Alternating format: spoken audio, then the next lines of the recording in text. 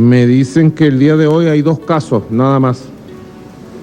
2 casos de transmisión comunitaria. 2 casos nada más.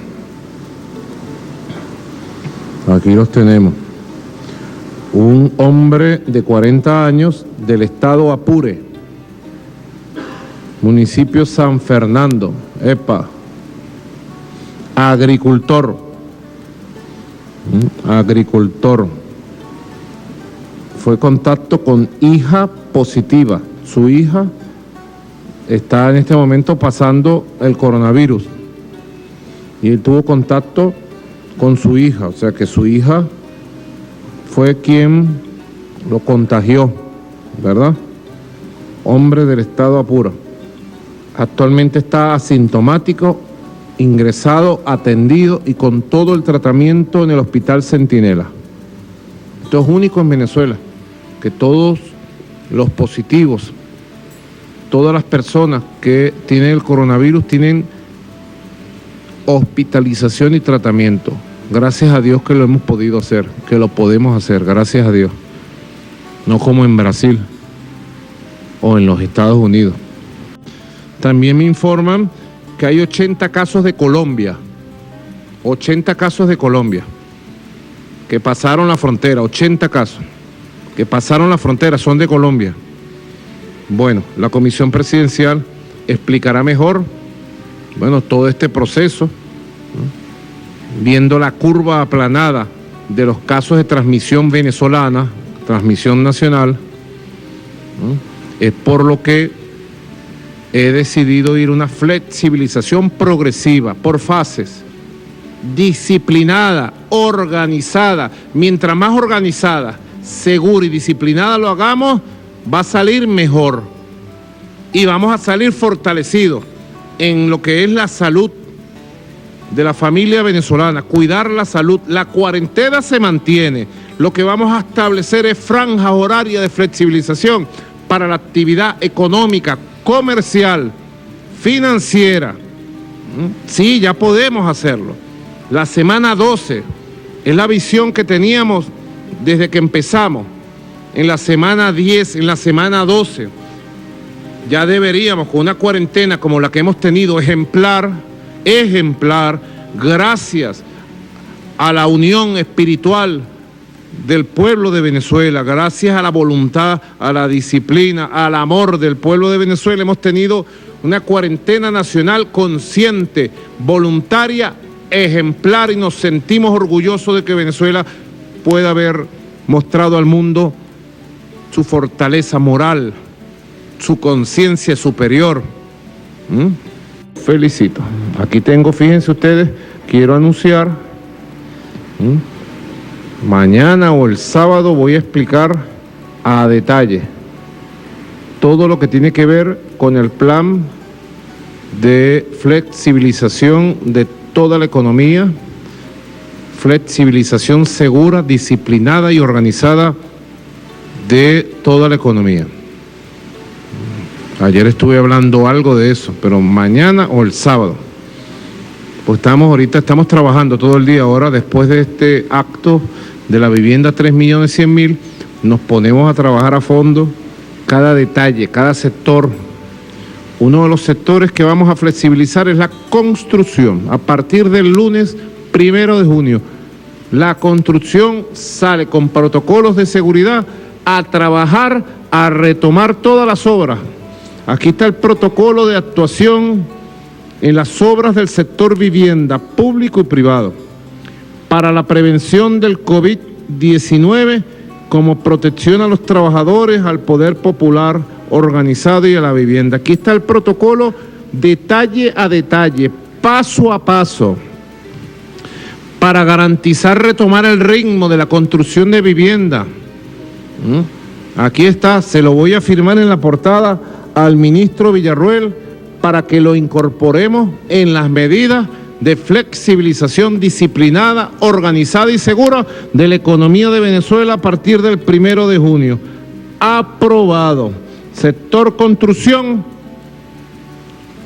vamos a la batalla y a la producción. Entre cuarentena y producción No hay contradicción. Vamos Urgente. Últimas noticias sobre el anuncio por parte de la Embajada de Estados Unidos en Colombia sobre la llegada de soldados estadounidenses a territorio colombiano. Efectivamente, el día de ayer, a través de un comunicado de prensa de la Embajada norteamericana de Estados Unidos aquí en Colombia, da a conocer que hará presencia la Brigada Norteamericana de Asistencia de Fuerza de Seguridad con el apoyo a actividades contra el narcotráfico.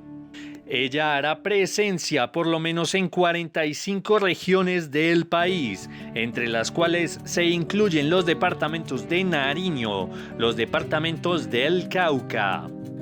Van a hacer presencia también en el departamento del norte de Santander, en la zona del Catatumbo, muy cerca en la zona limítrofe con Venezuela.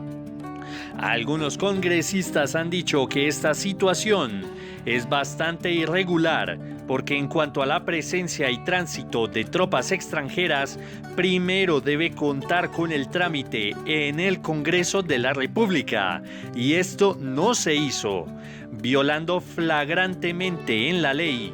También se dice que la lucha contra el narcotráfico en Colombia ha tenido bastantes víctimas, sobre todo en los últimos días. Esta situación sobre todo alterará las tensiones con el vecino país de Venezuela por la presencia de estas tropas norteamericanas. Algunos congresistas han dicho que esta situación es bastante irregular porque en cuanto a la presencia y tránsito de tropas extranjeras, primero debe contar por el trámite en el Congreso de la República, y esto no se hizo, violando flagrantemente la ley. También se dice que la lucha contra el narcotráfico en Colombia ha tenido bastantes víctimas. Hemos visto, sobre todo en los últimos días, la presencia de tropas, policía y ejército en algunos territorios del país, realizando de forma forzada la erradicación de cultivos, lo que ha traído enfrentamientos con los campesinos. Inclusive ya han sido asesinados algunos. Aseguran los organismos de derechos humanos que esto incrementará la violación de derechos humanos en el país y sobre todo alterará las tensiones con el vecino país de Venezuela por la presencia de estas tropas norteamericanas. Luis de Jesús. Más noticias internacionales en breve. Nos vamos a Estados Unidos, que va a desplegar en Colombia una unidad especializada. Según la Embajada norteamericana, su objetivo es asesorar y ayudar en operaciones de aliados. La operación tiene como objetivo al gobierno de Nicolás Maduro y es respaldada por una veintena de estados. Por su parte, desde Caracas apuntan a que el plan provoca una escalada en plena crisis humanitaria. Además, acusan a Estados Unidos y a sus aliados de impulsar una intervención militar contra la nación. Respecto, también hay que decir que múltiples reacciones se han generado a través de redes sociales sobre este anuncio. El director del Centro de Pensamiento sobre Conflicto Armado, Paz y Posconflicto, León Valencia, ha expresado lo siguiente: siento enorme tristeza por mi país al ver que la presencia de tropas de Estados Unidos en Colombia fue anunciada en un comunicado de la Embajada americana y no en oficio o anuncio del presidente Iván Duque o de la Cancillería. Es la declinación de obligaciones soberanas. Ha dicho el senador colombiano Iván Cepeda, por su parte, que si el gobierno quisiera combatir el narcotráfico y contrarrestar los asesinatos sistemáticos de líderes sociales, depuraría el ejército de oficiales corruptos que aparecen en la Operación Bastón. En cambio, prefiere promover la abierta intervención de militares estadounidenses.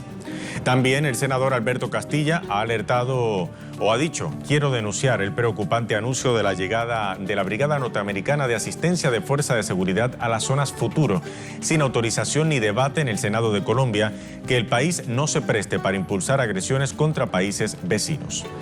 Y finalmente, el escritor y analista político José Cuesta Novoa: la presencia de tropas de Estados Unidos en Colombia viola la Constitución Nacional porque no fue autorizada por el Senado de la República. ¿En qué zonas futuros van a actuar estas fuerzas extranjeras? ¿Acaso van a actuar en la zona fronteriza con Venezuela? Se pregunta. Caracas responsabiliza al Banco de Inglaterra de cualquier fallecido o contagio que haya en Venezuela a causa del coronavirus. La vicepresidenta Delcy Rodríguez denuncia que la entidad financiera ataca al país en medio de la pandemia. Y es que la Corte de Londres negó la petición presentada por el Banco Central Bolivariano, donde exigían la devolución de parte del oro venezolano que está retenido en Reino Unido. El gobierno de Nicolás Maduro y la ONU habían acordado comprar insumos y medicinas con esos fondos, justamente esto en el marco de la crisis sanitaria. Se trata de 31 toneladas de oro, lo que equivale a unos $1.000 millones. La justificación del Banco de Inglaterra es que las autoridades británicas se niegan a reconocer a Nicolás Maduro como presidente legítimo. Caracas, por su parte, califica esa decisión como un robo.